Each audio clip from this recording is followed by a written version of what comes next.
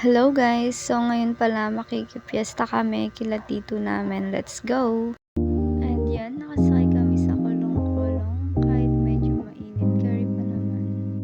So yan, ang dami naming dinaanan na tulay. Ito pala yung dalawa namin kasamang mainit.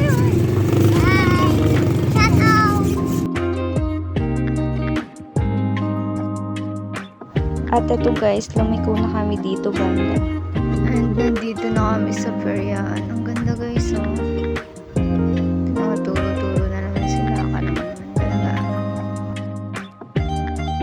At ito na nga, malapit na kami sa pupuntahan namin. Kaya yan. Ang ganda ng tanawin dito guys. Tapos yung dalawang naliligo ko sa nila kung saan sila naliligo.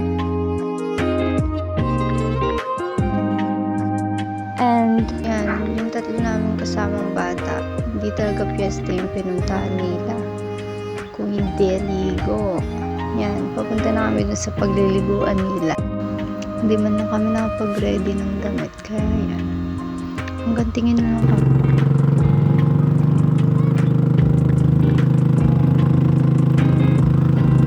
Ito na, nakarating na kami. Wala pa nga sa malalim na tubig. Nagdadive na yung kapatid ko.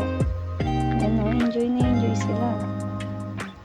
O diba, kala mo nga nasa dagat kami, last din ng alon. Kabalik nga namin, yan, may nagbabanda na. Gagaling nga nila o.